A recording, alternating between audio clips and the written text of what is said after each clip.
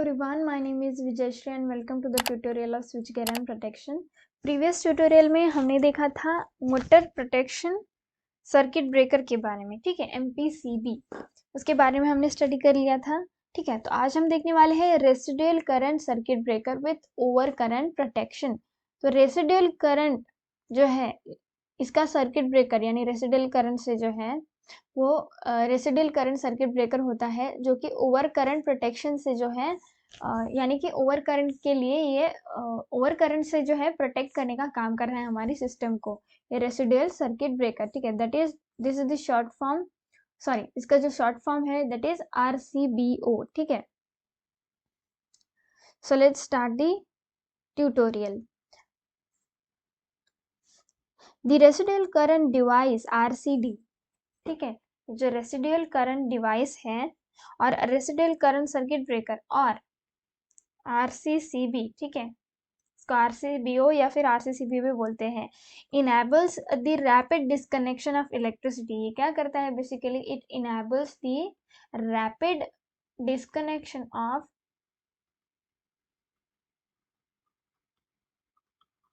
Electricity. ठीक है, उसके साथ thereby avoiding prolong and potentially serious shocks. और इससे क्या होता है, जो बहुत ही ज़्यादा पोटेंशियली यानी कि जिसका पोटेंशियल बहुत ज़्यादा हो, ऐसे स्ट्रॉन्ग जो सीरियस शॉक्स होते हैं, या फिर प्रोलॉन्ग यानी कि जो कि बहुत ही ज़्यादा समय तक चलने वाले जो फॉल्ट होते हैं, ठीक है, उसको जो है रैपिड डिस्कनेक्शन करके ये जो है हमारे सिस्टम को बचा लेता है। ठीक है, an RCD device complete with over current protection is called an RCBO। और ये जो RCBO है, ठीक है, RCCB अगर इसको ओवर करंट प्रोटेक्शन के साथ अगर प्रोवाइड किया जाए तो इसको RCBO बोला जाता है। ठीक है, और residual current circuit breaker with over current protection या फिर रेसिडुअल करंट सर्किट ब्रेकर या विथ ओवर करंट प्रोटेक्शन भी बोला जाता है, जो कि इसका नाम ही है। ठीक है, The RCBO ensures the protection against two types of electrical faults. ये मेन पॉइंट है, RCBO ensures the protection against two types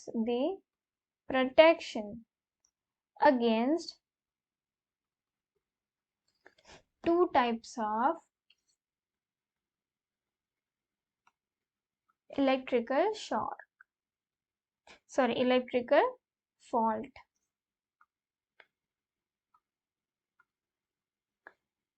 Okay,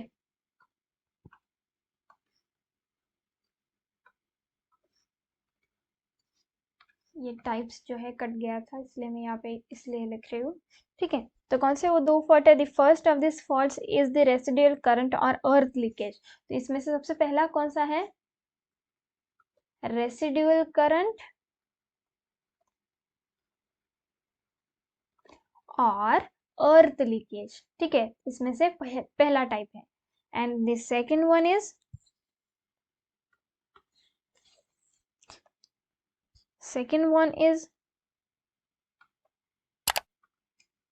over current. Okay, second one is over current. तो देखते हैं हम पहला वाला यानी रेसिडुअल करंट और अर्थ लीकेज। ठीक है, तो क्या होता है, ये जो रेसिडुअल करंट का जो फॉल्ट होता है, ठीक है, this will happen when there is an accidental break in this circuit. तो ये कब होता है, जब सर्किट में हमारा एक्सीडेंटल ब्रेक होता है किसी भी तरीके का, यानी कोई चीज गिर जाए सपोज, या फिर किसी तरीके का नुकसान सडनली हो जाए, ठीक है, जो कि एक्सीडेंटली हो जाए, तो इससे जो है ये इस तरीके का फर्स्ट टाइप ऑफ फॉल्ट जो है ऑकर होता है। ठीक है, उसके बाद which may occur as a result of a wiring errors or DIY accidents। ठीक है, यानी such as cutting through a cable when using an electric hedge cutter। क्या बोला गया है, ये जो वायरिंग एरर्स जो है ये जो क्या करता है, रेसिडुअल करंट और अर्थ लीकेज कब फॉर्म होता है, जब कोई एक्सीडेंट होता है यानी कि एक्सीडेंटल फॉल्ट आता है, ठीक है, सिस्टम में। तो इससे जो है इस तरीके का फॉल्ट आता है और इससे क्या होता है, विच में ऑकर, शॉर्ट में ही लिख लेती हूँ, which may occur a result of wiring errors। ठीक है, तो इससे जो है वायरिंग के एरर्स भी आ सकते हैं। ठीक है, if the supply of electricity is not broken, ठीक है, then the individual will experience a potentially fatal electric shock. क्या बोला गया है? if the supply of electricity is not broken, supply of electricity is not broken, यानी कि जो supply है वो कट नहीं हुआ है, कट होने के बजाय चालू ही है, तो क्या होता है, इस तरीके की जो फॉल्ट कंडीशन होती है उसमें क्या होता है, जो इंडिविजुअल होता है वो एक्सपीरियंस करता है एक पोटेंशियली फेटल इलेक्ट्रिक शॉक्स, ठीक है, फेटल इलेक्ट्रिक शॉक।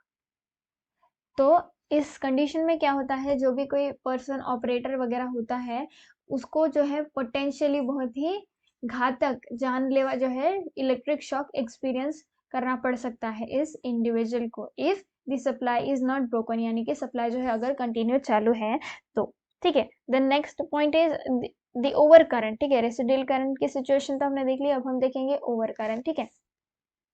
तो the other type of electrical fault is the overcurrent which may take the form of an overload or short circuit। तो ये जो overcurrent situation है बेसिकली overcurrent, सॉरी, तो इससे क्या होता है, overcurrent situation में क्या होता है कि ये जो overcurrent situation है ये overload या फिर शॉर्ट सर्किट का भी रूप ले लेती है, ठीक है।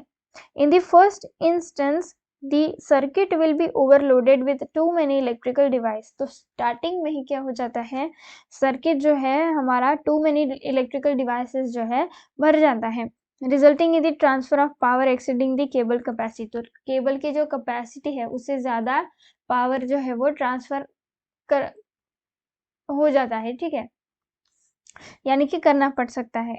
Power exceeding the cable capacity, तो केबल की कैपेसिटी के पार हो जाता है, ठीक है, ये जो शॉर्ट सर्किट की वैल्यू है उसकी वजह से।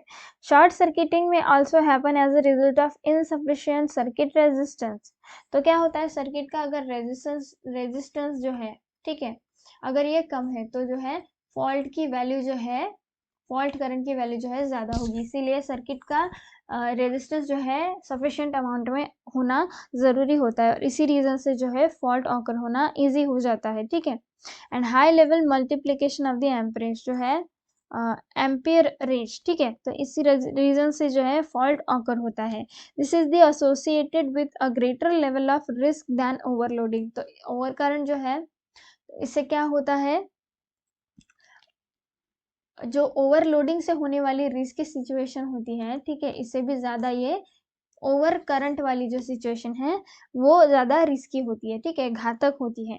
तो ये हो गया हमारा residual current circuit breaker with over current protection, ठीक है। इसके दो टाइप्स होते हैं basically, that is first is residual current और earth leakage, and second one is over current, ठीक है। तो ये हमने देख लिया आज के ट्यूटोरियल में, ठीक है। तो हमारा नेक्स्ट टॉपिक है अर्थ leakage circuit breaker, that is ELCB, ठीक है, तो वो हम देखेंगे अगले ट्यूटोरियल में, ठीक है। तो मिलते हैं हम नेक्स्ट ट्यूटोरियल में।